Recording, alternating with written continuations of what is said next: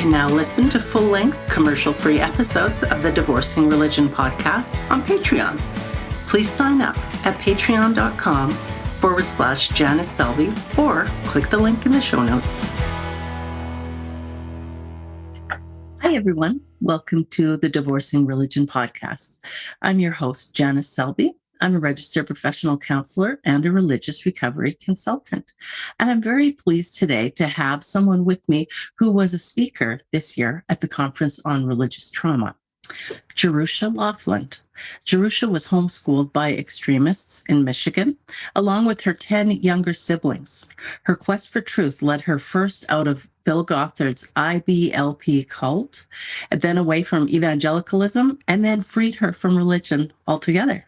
She's a mom, an artist, and sometimes a writer, and she lives in Kansas with her husband of 20 years. Jerusha blogged her journey from Christian fundamentalism to abortion clinic volunteer at heresyintheheartland.blogspot.com, and we'll make sure we have the links in the show notes for you. Welcome, Jerusha. Hello. It's nice to see you again. Yeah, thanks for having me. It's good to see your face. It's just been a few months since we did the Conference on Religious Trauma, and we're gearing up already for the Shameless Sexuality, Life After Purity Culture online conference in October. It seems like there is so much trauma that can go along with fundamentalist religion. And your journey is really interesting to me because you were homeschooled, as you say, homeschooled by extremists in Michigan. Can you tell us what that was like for you? Well, it was part of the early wave of when people say homeschooling now, it means so many different things. There's so many different programs and co-ops and so much a variety of curriculum to choose from and field trips. And, our zoo has a homeschool day and with discounts. But back when we started, nobody was doing it. I was pulled out of school after first grade and we didn't know other homeschoolers. This wasn't something that anybody else was doing. So we were afraid that it wasn't exactly legal. We had to stay in the backyard during school hours, not be seen in the front yard, that kind of thing. And it was strictly for religious reasons. Yeah, well, my parents tried to come up with different explanations for relatives who were curious, what are you doing and why? But it was largely to keep us away from the humanist public schools. Mm-hmm. And they had Christian schools available. They could have enrolled us in private school, but besides that being expensive when you have 5 kids, they liked the control of being able to decide everything we learned themselves. Mm-hmm. Mm-hmm. And they progressed. We were what I would have said were normal Christians back at the time. They were evangelicals. They had both been raised Lutheran, had been born again, became effectively Anabaptists by being baptized as adults, and then wanted to raise us in the more evangelical community, which at the time it meant some charismatic religions, some Billy Graham, it was a variety, kind of a buffet is what I say. We tried the Christian buffet, but over time they became more conservative and more fundamentalist in their beliefs. We ended up at a Baptist church because it was the most, I think our conservatisms kind of lined up better with them.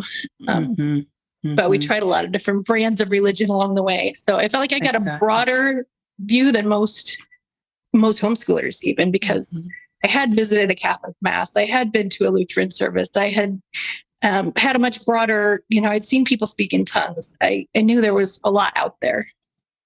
It wasn't Were just... your parents... Sorry. No, go ahead. Were your parents up to the task of educating you? Was their education sufficient, do you think, to adequately educate you and your siblings? Well, my mom taught herself phonics from the book that the Amish used to teach their children English. So that's kind of where that was at. Yeah, she taught herself to read better by teaching my little brother how to read. Oh my gosh. So yeah, I wouldn't say they were exactly up to the task. My dad was a petroleum engineer, but that had never stopped them because Dad was 22 when he helped deliver my brother at home with Like, on nobody purpose? else. With nobody else. They decided to do a home birth, unattended, unassisted, just, yeah. Oh my So word. they were kind of risk takers, and Oh, yeah. they liked to kind of prove their faith, demonstrate that they were trusting Jesus for all of it. Oh, wow. That just takes my breath away. I can't, my children both ended up being C-sections. The first one was an emergency section. So if we had done the home birth route with no other plans or people available, either one or both of us wouldn't have made it through. So right. And they did it 10 times. So it was kind of, we had to believe that, well, it was part of that, the religion. And I look at it now, the Christian nationalism and all of these different varieties of Christianity that I don't really recognize. But I see the roots, because the culture that I grew up in allowed these things to grow and foment and develop. And we definitely had a feeling that God's blessing was, it was his endorsement if something succeeded. And I think that, we said we didn't believe in the social gospel and all of that, but on the other hand, we did kind of believe that if you had a lot of kids, that was God giving them to you, God's stamp of approval on what you were doing in your family and the choices you were making. And if you were able to provide for them, that was because you were following the right principles. So, what about people in underdeveloped nations, and the women don't have access to birth control, and they're having 10 and 12 kids, and they are starving to death? Right. But in our worldview, it said that they weren't following God's principles. And so God was allowing these things to happen for their own good. And in this God's worldview, principles meant being born in America. But in this worldview, you don't help people out of their difficulties, because it's like, well, we had this analogy in one of our books about the caterpillar coming, develop the chrysalis, but you don't want to help it out when it starts to emerge as a butterfly, because if you help it, it won't struggle enough, and then its wings won't be strong enough to fly. And so we kind of put that whole image into social values too, because if somebody is struggling, it's either God's trying to get their attention by punishing them for some wrong choice, or it's an opportunity for them to build and develop better character, stronger. So it's also, it's really messed up.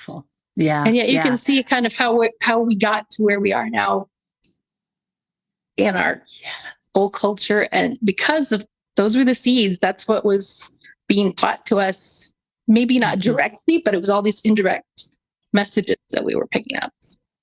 Did you feel like the fear messaging was strong in your family? So, we're keeping you home so the devil doesn't get you. We had to be on guard against so many things. And I think that's where the trauma came in, because as I started to think my way out of it, reason my way out, I had to test every one of these little warnings, because we knew, unlike some families, we knew exactly why my parents had these rules. So we believed that God was asking us to do things differently from even other Christians. We were the higher standard, the more conservative, the weaker brothers or whatever it was. But because we actually believed this was something God wanted us to, we thought there would be consequences if we didn't. So I remember driving to work. I had a part-time job when I was 23, and I turned on the radio in the car and listened to the Christian station, and I didn't have a wreck. And I thought about that, and I tried it again the next day, and I had to test it. And I was terrified the whole time. So that's the kind of level of fear but it was like that with everything, wearing pants the first time and not getting raped. Never mind that I was on a missionary compound, a walled community. And I still had to work through each fear. That's really important and significant. Thank you for saying that, because I know that there are many people who are just testing the waters right now, and even it's intense. Entertaining doubt. It's terrifying. Oh, yes. It is. Yes. Yes. When your parents, especially when you're homeschooled, and that's your environment, those are the people that you hear from and receive knowledge from is your parents. And when they say, if you do this, then this will surely happen. Of course, and all the stories, that was what IBLP was full of, those anecdotes, that this person, they tried to mow their lawn on Sunday and now they're in the hospital. So we should pray for them, because the lawnmower accident, if they hadn't done it on God's day, doing their own pleasure on the Lord's day, will get you every time. Wow. So yeah, it was just loads and loads of these burdens put upon us, and we were kids, but we absorbed that. And so when your brain grows around that framework, it's really hard to pick it out without really disrupting things. Did you have much interaction with non-Christian family, or even just more loosely, like less uptight and less non-fundamentalist type? Yeah. Not a lot. Relatives and such. Not a lot, because we lived 1,000 miles from all of our relatives. My parents had moved to another state, so we didn't have a lot of connection with them. And I think purposefully, and at some point, because we didn't really enjoy the same things. Their holiday traditions didn't really line up with ours. And my parents' values certainly were not the same as their siblings or their parents.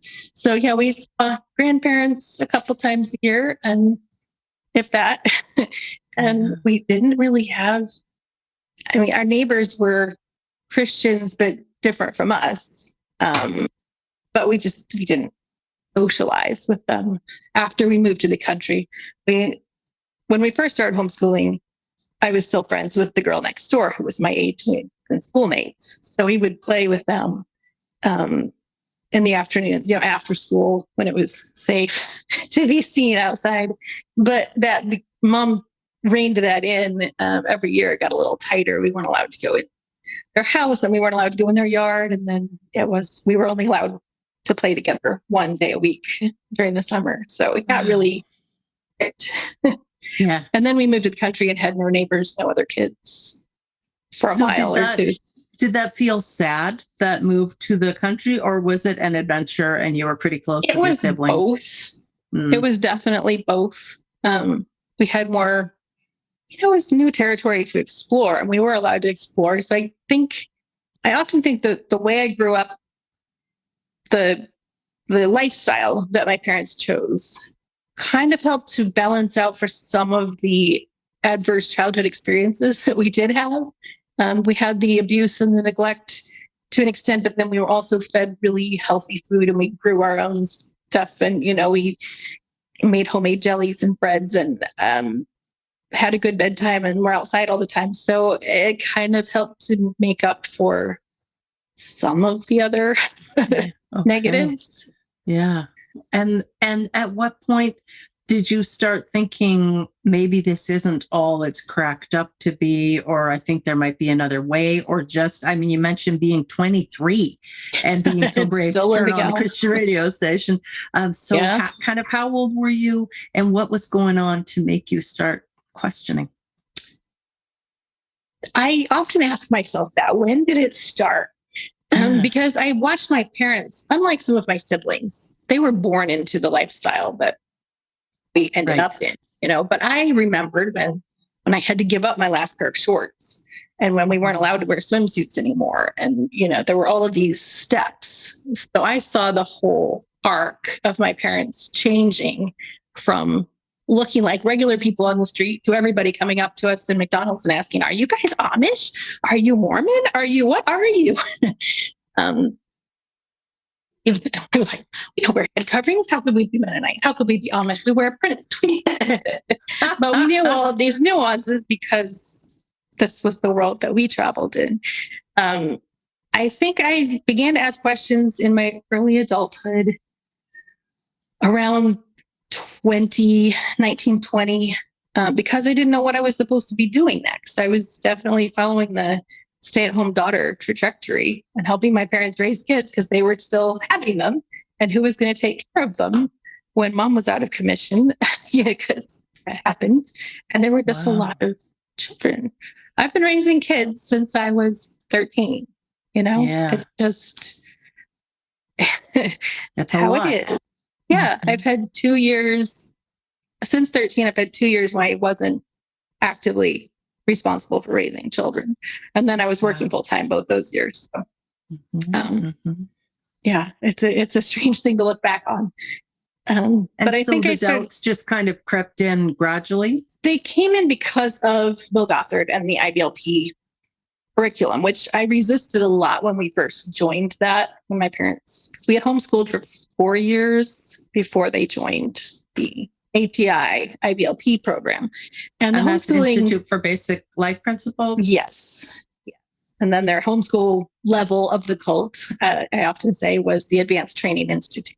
Yes. And when we joined, I didn't want to join it in the first place because mom and dad had been indoctrinating us with Bill Gothard's teachings. They talked about Bill Gothard all the time, from the time I think I was around 3 or 4 when they went to their first seminar. So they'd been increasingly involved in that ministry.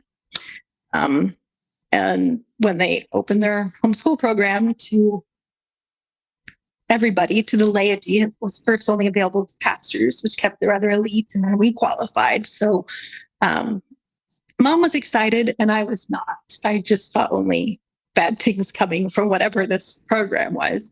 And I feel it was restrictive? Yes, because every time they went to one of those conferences, which they did every year or two, at least once, they would come home and we'd lose some privilege. Something new would be taken. And they go through the house. These dolls are bad, or these books, we can't have these anymore. This music, we can't listen to this. And, it was the TV, and then it was pants and shorts and pajamas for the girls. And it just went on. And so I didn't see anything good coming from whatever this new level was.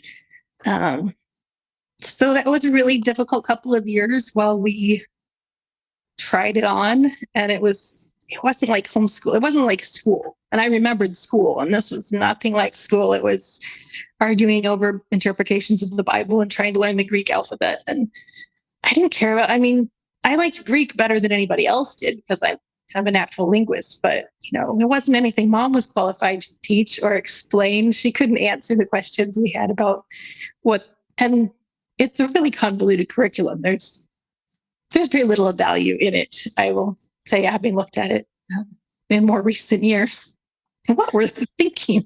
If an educator had looked at this and said, this is what we're doing, the time could have been better spent on almost anything. So eventually I caved. I think I had a Walkman. My uncle gave me a Walkman for my birthday, and I wanted to keep it a secret. Well, no, it was publicly presented. I think it came in the mail or something. Okay. So, but it got confiscated rather quickly because mom and dad didn't trust me to not listen to whatever I, would find. And not that I knew anything about secular music. It would be decades before I'd hear the Beatles, Well, watch out for Amy Grant. Yeah. Yeah. That was kind of the level we were at. My friends were starting to listen to Amy Grant, and I wanted to listen to the radio and tape it, tape the songs off the Christian radio. I was at that stage while I ironed the denim jumpers. So they confiscated that. And then in order to get it back, I had to listen to the whole cassette series that they had on why rock music was wrong. And any Christian contemporary music was wrong and, demonic, and it had real racist elements in the whole series. It was really quite a piece. But at the end, I signed my name on the lines. Yes, I commit to listen to. And I think that's when I just collapsed into the cult. I just decided to embrace it and be the best student I could be in this system. And looking back, it makes sense. I needed approval. I needed safety. I needed freedom.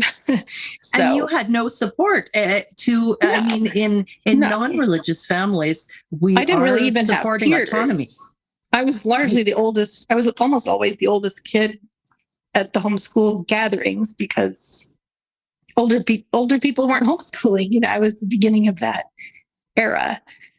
So yeah, it was a lonely adolescence, and my IBLP doesn't believe in adolescence, so we weren't allowed to be teenagers or adolescents. We were pretty much given adult responsibilities without the freedoms. So yeah, it was a difficult couple of years there, and I just wanted to get out. I wanted to find ways to do anything else. You know, I just would pray for God to send those opportunities for me to minister wherever, anywhere. But this, I was tired of it. You know, I was done with the diaper ministry. I was ready to move on to the next thing. And so then we got more involved with, I wanted to go work at some of the adult centers, Gothard's compounds, because that's where the fun stuff was happening. You could dress up and do interesting things that didn't involve just childcare and dishes. Wow. Yeah. And so you started to do that? You got to go work on I did. some of I got to go to Russia. I lived in Moscow for a couple of months as a teenager. Wow, that's interesting. Yeah, that was a big thing. We all wanted to go to Russia. And my husband spent 9 months teaching in the Moscow public schools when he was there a couple of years after I was. Wow. So yeah, this was a whole thing with the IBLP ministry. They had a base there. And so I had these interesting experiences, and I tried law school. Homeschool law school was by correspondence. Using cassettes and books. And yeah, that was another IBLP program. They had their own law school. And I was like, yes, sign me up. I wanted to do this. Girls can do this too. But it was really lonely. It was so lonely because I was just sitting on my bed and trying to read dry law cases from the 1800s. And I was trying to learn it to change America and take America back. And, but that was I had these lofty ideal aspirations to follow David Barton wherever he was going. But Barton, yeah. Wow. The reality of it was pretty grim. And I didn't know any female lawyers. It wasn't like they had any women teaching us, or, you couldn't ask questions of your peers or discuss things unless you called long distance to talk to a friend in another state. So. Were you being taught that a woman's place was in the home rather than in a career? Oh, yeah. But I was picturing myself like 40 years old and still living with my dad. And I didn't want to, well, what's the system? How do we get from here to there? Because there weren't any, didn't have any male friends. I didn't, I looked at the homeschool guys I knew in Michigan, didn't see any potential or anybody interested or interesting. So then we have to ask, how did you come to meet your husband of 20 years? Right. So he was also raised his parents had joined ATI when he was 13. And he had done a stint in Russia and teaching English, which he didn't know when he went there. That's what he was going to be doing. But he ended up teaching middle schoolers in Moscow public schools, teaching classes English. And then he came back and he spent a couple of years in Indianapolis at one of their other centers, mentoring juvenile delinquents, which is another story and a half. And then he was ready to move back closer to his family. He's an only child. I'm the oldest of 10. He's an only child. And so they offered a new spot. They were developing their own. Internet was just coming out. And all these homeschool families were wanting email because they'd heard about this new technology. And it scared the living daylights out of Bill Gothard, who didn't even want his families to have TV. The internet, nobody even knew. I didn't know what the internet was. I grew up in the sticks. And what? We didn't have cable TV or anything like that. But families wanted email, and he was starting to see that he needed to get on it before they found some other source. And so he started his own, IBLP started their own internet company. And they were going to filter it out. Instead of just blocking the porn sites, they were going to only let in the sites that were approved. So, a really tight bottleneck, and we had to approve each site as it as people asked for it. Like, can I go to lego.com? Well, that looks safe. Okay. So that's how we allowed these families to get the internet. And I had a friend by correspondence that was also in the program, and she was about my age, in her early 20s. She knew this was happening and said, "Hey, would Jerusha like to help? We're trying to get this off the ground and we need somebody to run customer service." And my husband, Kristen, got tapped because he had a lot of experience with computers at the other center. And they said, "Hey, we need some tech savvy guys to help run the technical side of this and help families install this program on their computers at home." So we both ended up at the same office running this in Oklahoma City. And that's where we met. And we were trying to protect ATI families from accessing any kind of porn, which I didn't know what porn was, and nobody would give me a definition. Wow. Oh my God. Said, the magazines that we have at the checkout aisles at the grocery store, Cosmopolitan and whatever else we had at the time, the National Enquirer probably, my mom had called those porn. And I wasn't sure what, other than that, nobody would give me a definition. Wow. But they only allowed, they wanted the girls to do some of the site evaluation, they called it. Primarily girls, because it would be bad for the boys to accidentally see something inappropriate. But I was still so confused because they couldn't get any of the men who were our bosses, the married men, to tell me, a young lady of 22, what is pornography? Yeah. Wow. So it was a real adventure. And because we had unfiltered internet coming into our office because we were the gatekeepers, it was a great way to learn about the world from the safety of my own desk. So immediately I started working through the list of banned books, from that my parents had allowed. Things like, I'm going to read a Shakespeare play. They banned Shakespeare? Oh, yeah. Wow. Yeah, my brother fought for that one. He finally, the fifth kid, finally said, I want to learn, need a literature class. I want to study Shakespeare this year. And I let him, I think, senior year of homeschool. So you're put in the position of being a gatekeeper to the world, and you had like very limited knowledge. Yeah, was it hilarious to shocking, look or back was it on. wonderful? A little bit of both. Yeah. A little both. So and I did that how you started learning. Yeah, and that's how my brother roomed with my now husband. So, and it was only it got down to just 4 of us running the office down there. There were 2 of the tech guys and 2 of us running the phones and doing the customer side. And so we became a really tight gang just because it was, well, I often say he was my first male friend. Mm-hmm. And we were, in our early 20s, and he had decided he'd had enough of the system in his years of experience with IBLP programs. He was tired of being told not to talk to the girls and the girls being treated differently. So he was experimenting, I think, at the time. He was trying to treat the women more like equals. And we picked up on that. Oh, this guy's nice. He doesn't act like he needs to bounce his eyes off of us or, not, protect himself from us, because that was like something's wrong with you. Yeah. Yes, very much. Leprosy. Yeah. So we kind of started to throw out the rules a little by little, I think, at that point.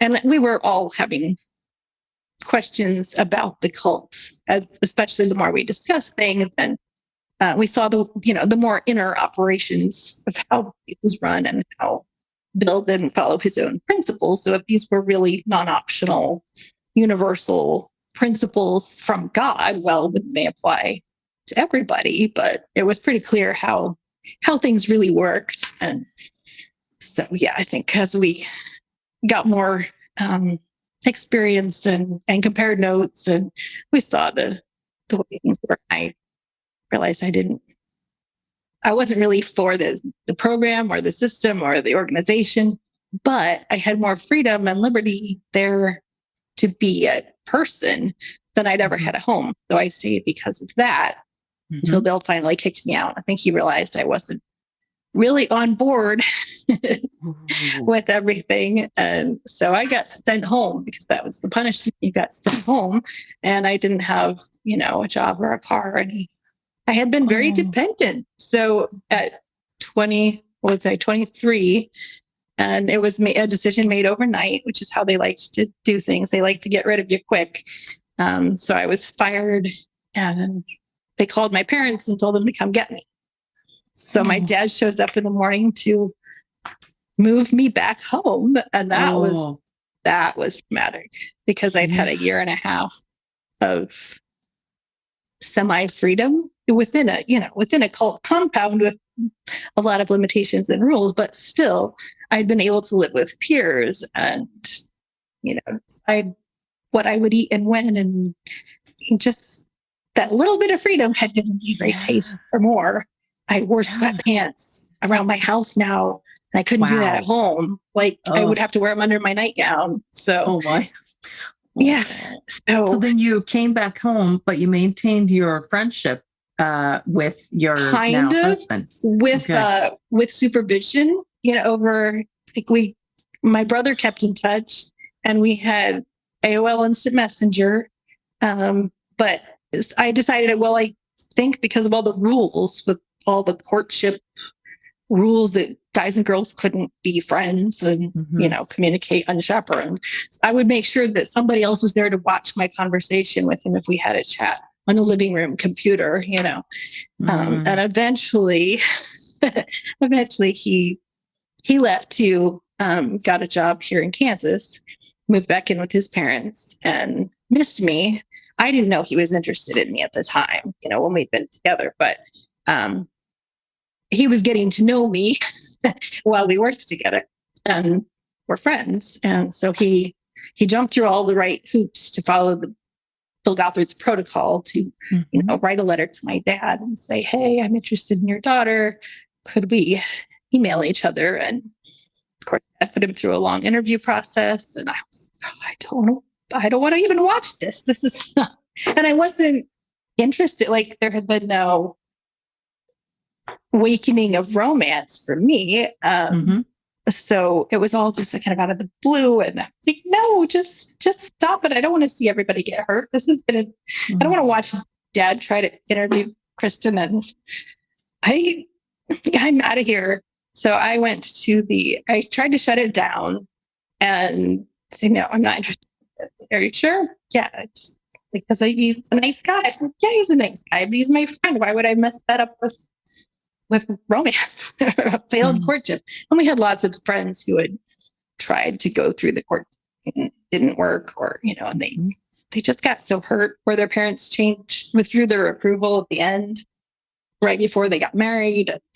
There had just been some really messy goings on.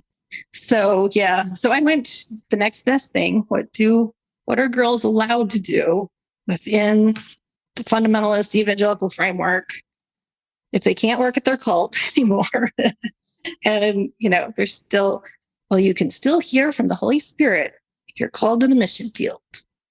So I went to Wycliffe Bible Translators and did a summer course with them, the Summer Institute of Linguistics.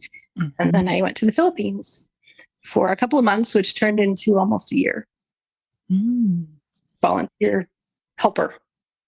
Wow. And so then you were experiencing freedom again, or sort of yes, freedom? Again, within a very safe, gated community. Yeah. But it was an international community, and it was multi-denominational. And these were all people, all misfits who had left their countries. We had people from Singapore, Thailand, New Zealand, Australia, Germany, England, Malaysia, Ireland.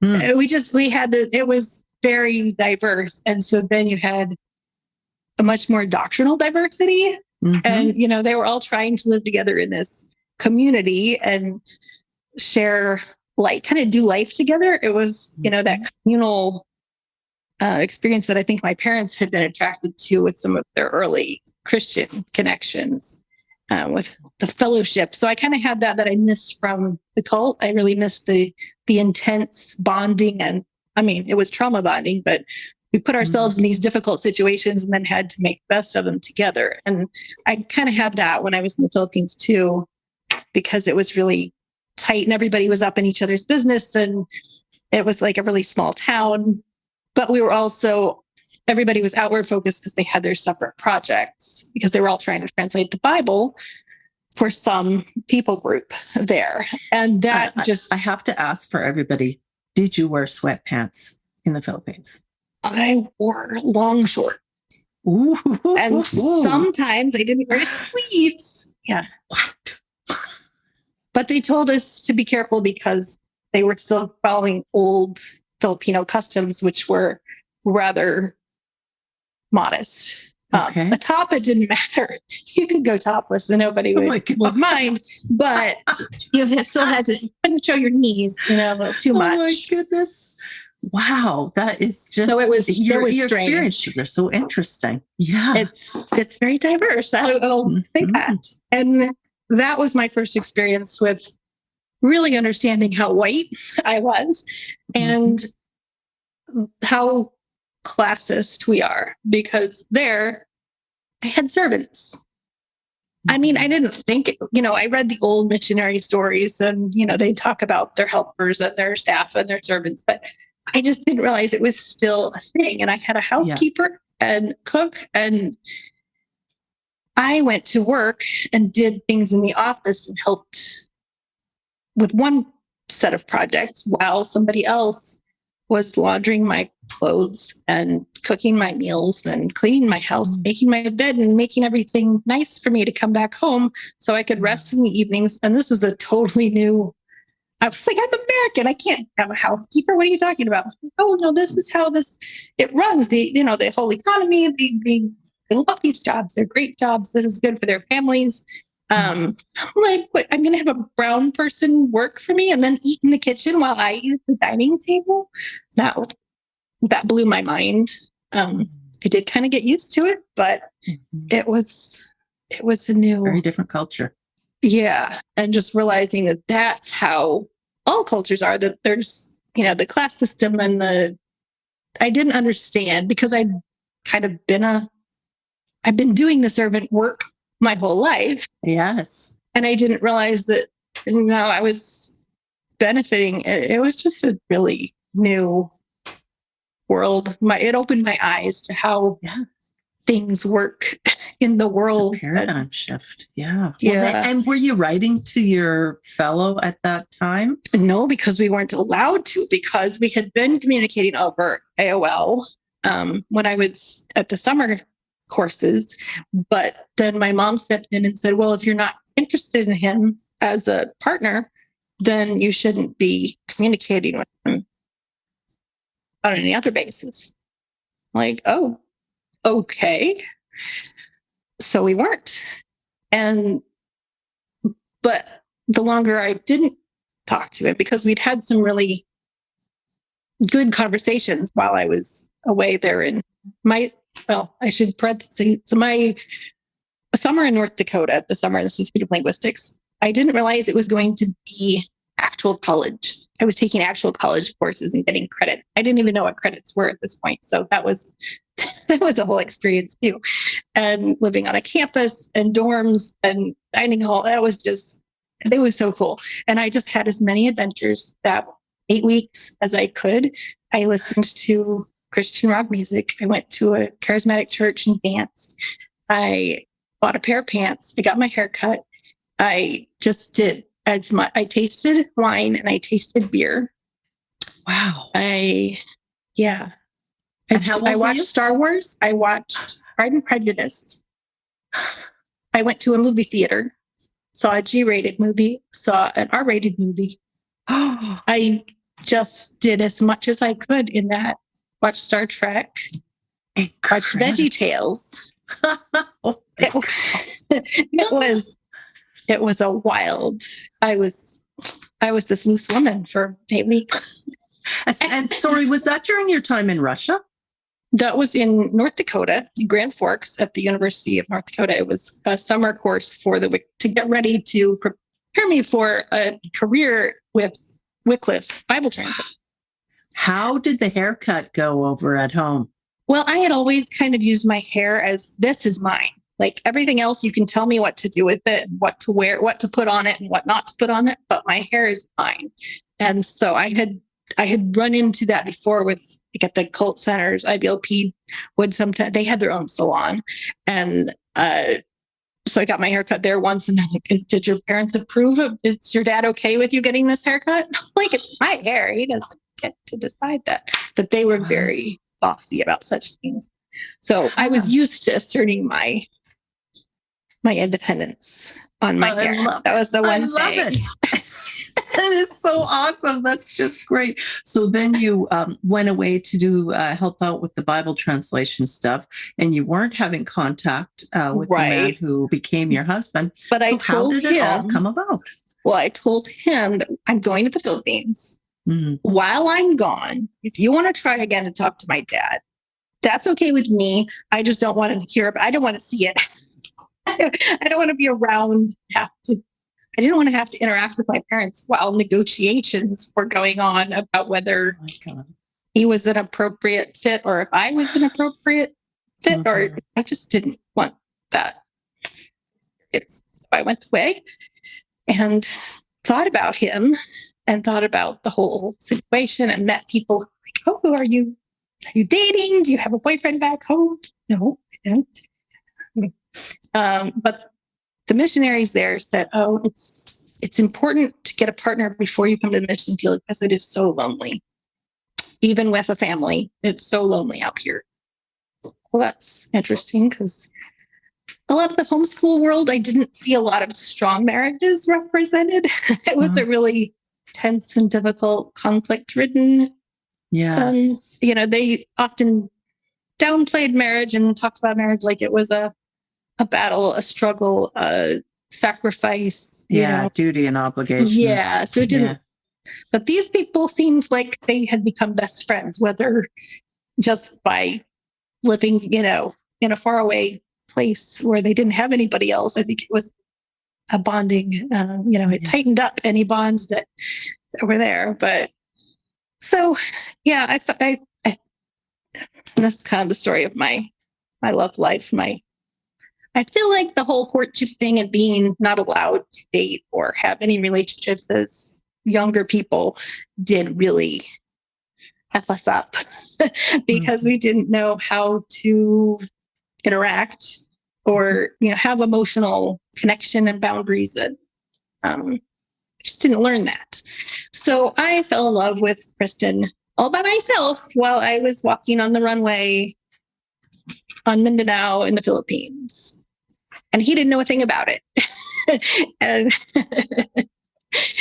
But he did start trying to communicate with my dad again. And they did this back and forth thing for months, apparently. And I'm just out of the loop. But I'm like, yep, I think he's the one I'm gonna marry whenever either God gives dad the signal that it's okay, or when my dad dies, I guess. Because there had been nobody else. I mean, I'd never had any other attention from, it wasn't like I had anybody else standing in line. So, yep, I think this is the one. I think I do want to marry him.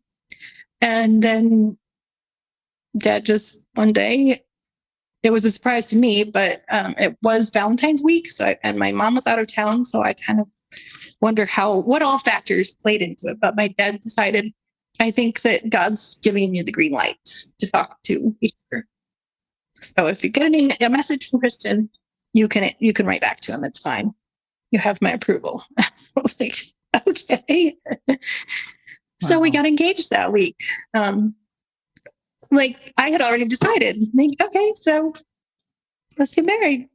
So I think it was surprising to Kristen because I don't have to win her heart or do anything to, I was relying on our 3 years of friendship up to that point and decided he was the right fellow.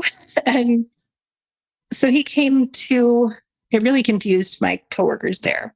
Like, well, last week you didn't have a boyfriend and now you're engaged. Yeah, that's it. Exactly. He's in Kansas. But he came to visit me and brought me a diamond ring, and we had a couple of weeks to hang out and hold hands because we wouldn't go any further than that. But Wow. Yeah. Wow. And so then fast forward a little bit, you're married. Yep. You've both come out of this ultra fundamentalist background, but you both have been experiencing more of the world and recognizing that that particular brand of fundamentalism really wasn't for you. Yeah, because he was doing the same thing, trying things one at a time. He's now, because we were trying to tease out, well, we had kind of decided that Bill Gothard was a fraud. So we were trying to figure out what was his ideas that were still in our heads that we needed to just delete because they weren't helpful. And what was the core, the real New Testament religion, like everybody's always trying to find this is the real thing. But we got married, suddenly living together, and we have to go to church, right? Well, where are we going to go? How do we decide together what we want to be? Yeah. It was all because before, I was part of these communities and they had been decided for me. I always, I went where the car was going, whether it was my parents or, the bus from the Gothard compound or the community service in the Philippines. So that was a lot of discussion about what do we believe, what do we not believe, and a lot of experimentation. And we visited around and tried to sort out. And it took us several years. Then we were having kids too. So we just kept trying to analyze what do we believe, what's real, and what do we need to get rid of. And we just kept, jettisoning what wasn't helpful from our cult experiences until eventually there wasn't anything left. But that took a good decade to that. And you both arrived at the conclusion that Christianity is not it. There is no God. We definitely did have to wait for each other sometimes. We would get ahead of each other. I would research because he had a job and I was at home with the kids, right? So I would read library books, first church library books. So lots of theology and memoirs from a Christian perspective. Yeah. But then I was branching out and there was a book that I picked up at the Homeschool fair of all places, a used book by a Christian in the UK. And I'm like, well, his picture of God is just bigger. Like it was just a more expansive, doctrinal, so I just kept expanding and trying to, like, well, if God's big, he's big enough for all of these ideas, right? So I can handle these, I can entertain them. But we were still afraid of a lot of ideas like evolution. That was a big, scary one.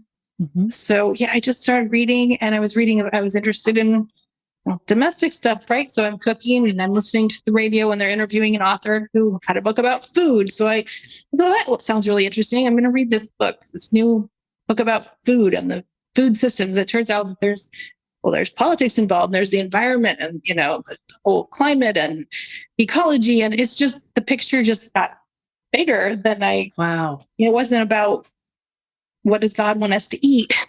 It was, how does all of this impact all of these people and systems? And then he had a whole chapter on the history of corn and, where it came from and biologically how it works. And I'm like, well, I can't really read this unless I imagine like he does. He assumes evolution is true.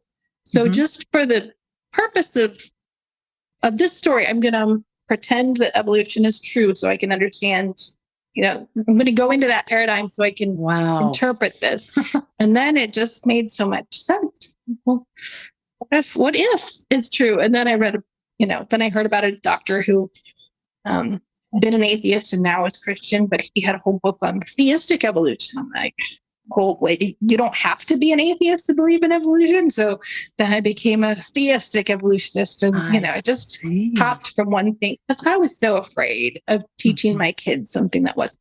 Yes, because that had been such a trauma for me to find out that people I had believed and trusted as a kid weren't telling the truth. And some of them knew that they weren't. Right. Some didn't, but some did. And I just didn't want to. So they'd come home with library books, Mom, can we take this home? And it had pictures of dinosaurs, because who doesn't like dinosaurs? We get uptight because Mom didn't allow those books in the house, and books about the stars. Well, here's astronauts, but it talks about millions of years. So are we going to skip that page, or leave it at the library, or read it? And I decided I needed to explore. I needed to get more books about science and cosmology. And it just kept expanding because I was homeschooling it, at that point too. Yeah. It's interesting that you did choose to homeschool, even though I think because I was terrified of school. Yes. And the first time when I realized, we had moved leftward theologically and politically. And so we started going to a Methodist church that was much more welcoming and open. And it had more programs for the kids too, which was convenient. But I remember realizing that year after we switched churches that I did think evolution was probably the way it all came together. And if I wasn't afraid of evolution anymore, why was I keeping them at home? And I started therapy, and my therapist, I said, well, we want our kids to go to high school because we didn't, and we felt like we missed out. And so we agreed on that before we even got married. I think that we wanted our kids to have some experiences that we hadn't. And we wanted to correct a lot of the things that we had been hurt by. Sure. And so, high school, we'll send them to school. But my therapist was like, well, are they being socialized? Do they have other people? I think, is that important? Like, I managed without. I guess we're not really involved in school or sports or Sunday school or any of, because we were kind of on the edge of church. A lot of people here, that's their social life. Yeah. We didn't have like neighbors or relatives because neither of us have, family our age here. So I guess it a Christian counselor that you reached out to? I got the recommendation from a female pastor. But it wasn't religious counseling. Wow. I tried some Christian counseling and I walked out because it was just, they didn't get it. They're like, well, that doesn't sound like, it was a problem. Like, well, your parents were Christians. And that's not. How do I explain to you that I'm having panic attacks in church? I couldn't. I didn't have the words yet to know how to explain. And nobody seemed to understand that there was a problem. Like, I had been a missionary and now I was a Christian. And I was married with 3 kids and everything was good, right? Oh, wow. I was doing the right things. So I went to visit a public school in my neighborhood and I got a tour from the principal. It was so different from it was really triggering because it was what I remembered from, when I was 8 years old or so, and I hadn't been allowed to go back. And it was, for the first 3 or 4 years, I would have panic attacks and cry through all the concerts and the parent-teacher conferences. And I just have to hold it together. I can get through. Poor dear. That is, your worldview moved from being vertical to horizontal as you really started to see that there was so much more, and the impact that the impact that all the things we do have on all the other things and other people. As you were reading these books, I mean, you're talking about reading the book on food and how it was so much larger than you had ever imagined. I always think in terms of ripples because everything ripples wider. Exactly. Wow. And I had grown up with such a small, it was such a tight world that we lived in, and then it opened up. So you sent the kids to school, to high school, or were they? No, did they to start elementary. Earlier? We the first one was our guinea pig. I put her in it. 4th grade, and then the next one started in 3rd grade, and the youngest started in 2nd grade. Again, it was still that testing. Is this going to work? Is this? can we do this? Is this the right choice? So yeah, we're not really jump in with both feet kind of people. We're we analyze and we think about it ahead of time. Cautious. We're just, and I know lots of people who left like IBLP or Christianity and just launched, the other opposite way that they had been. And we just weren't. I think because we had kids, it slowed us down. And because there were two of us and we wanted to keep each other, we had to hang on. So sometimes we had to stretch. Yeah. To wait for the other person to be ready to take the next step. And I remember reading, I was exploring and researching denominations and church history and where some of these Bible translations came from and that kind of thing. And I just started finding things that surprised me and interested me. And I wanted to share them. And at one point, I remember my husband saying, "No, stop it. That's too much. You've just gotten there's just too much. I can't hear any more of this." And being the meek wife that I wanted to be at the time, I didn't stop researching. I just stopped talking about it. And then eventually he was ready again to hear more. And okay, I thought you didn't want to hear this. How did the kids cope with your shift away from Christianity? That was a big change because I remember we were listening to an audiobook on a vacation. They weren't paying attention. They were listening to something else, but we were listening to something about church. And, I think it was the part of the sex abuse scandal with the Catholic Church and journalists digging into that. And it just made us think as we're driving through the mountains, do you think we'll ever not go to church? And this was the first time we voiced that. Wow. And I think we both thought it, but just finally we were discussing it. And we both said, we'll probably, when the kids are gone, we'll probably just stop, but not before that. We'll definitely. We wanted that stability because we value that.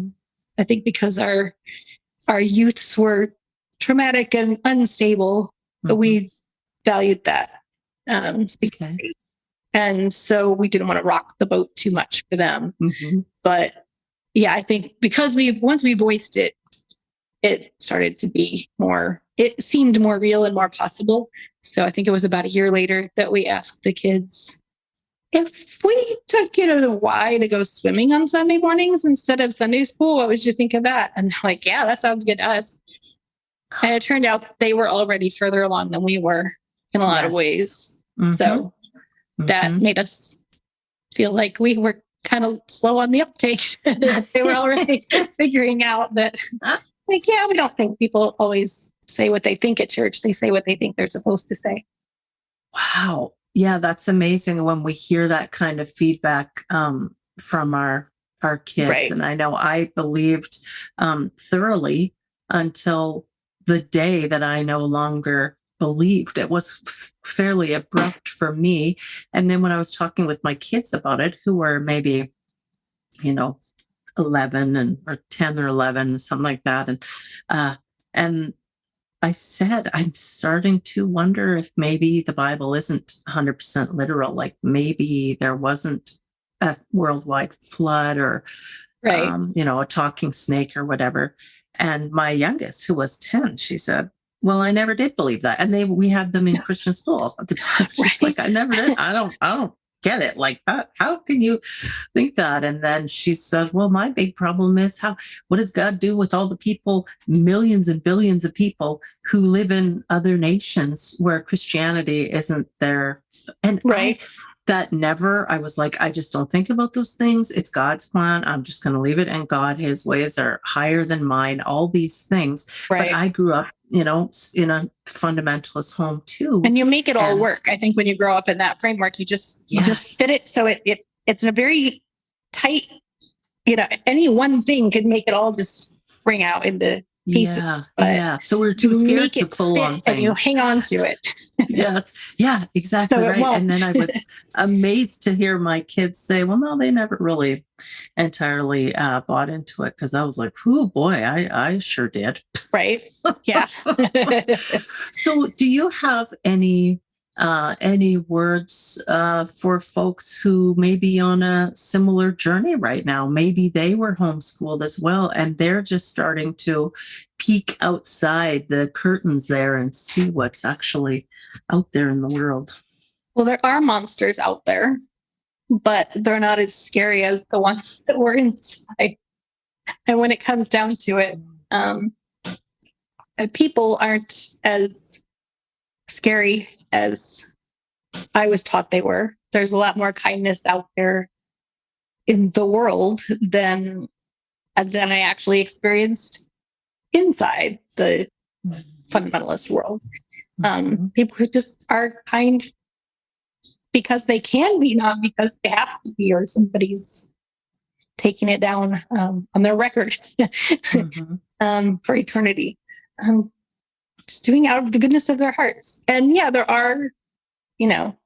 there's cruelty and there's danger. It's not altogether safe, but the safety we thought we had was an illusion because we were imagining that we could keep ourselves safe by coloring inside the lines.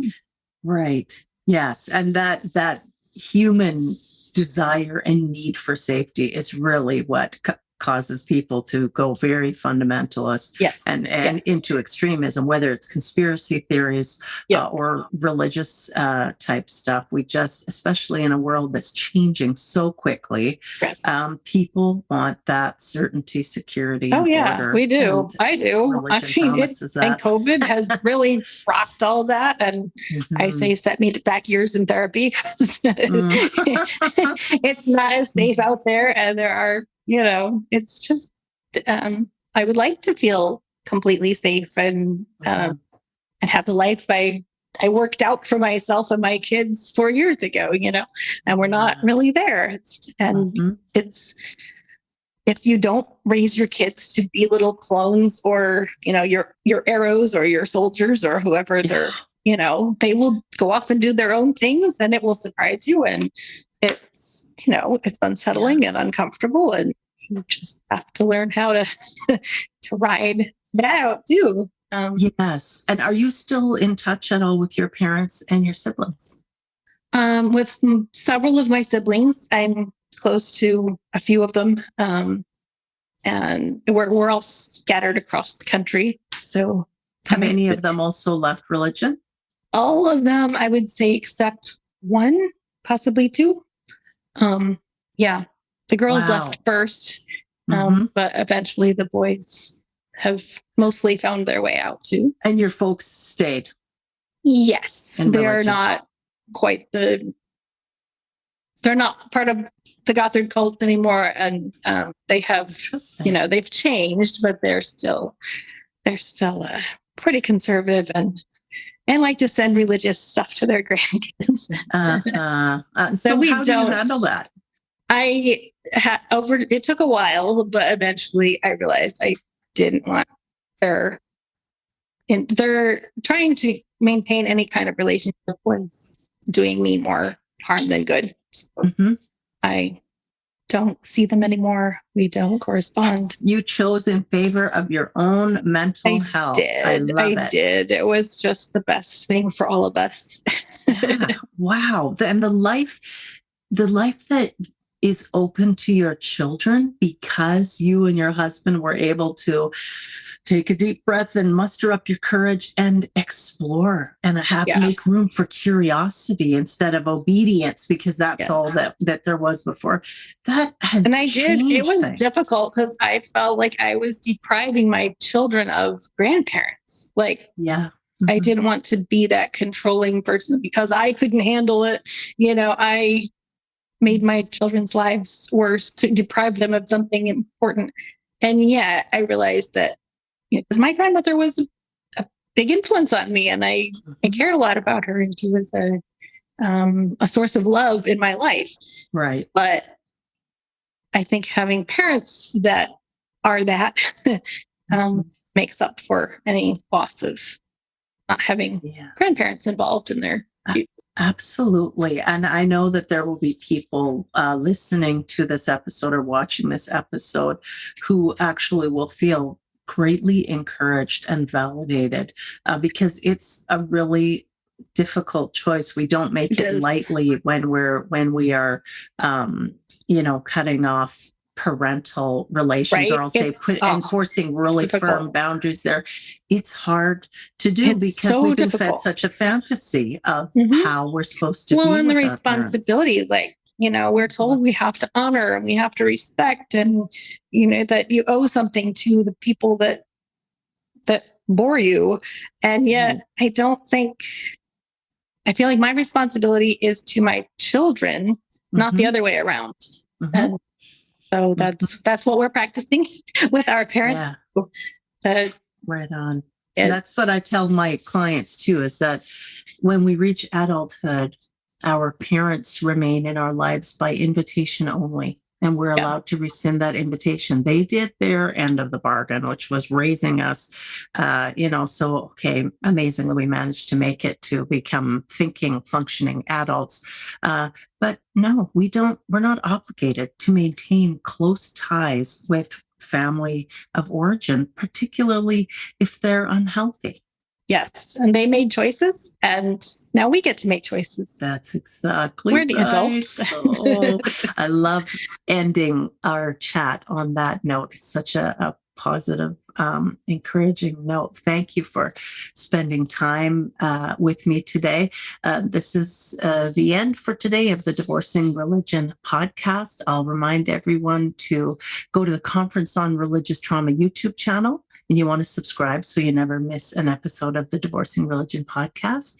And make sure you buy your tickets for Shameless Sexuality. The links for those are in the show notes. And also consider supporting me on Patreon. The links are in the show notes. Thanks, everyone. And thank you, Jerusha. It was lovely to see you again. Thank you.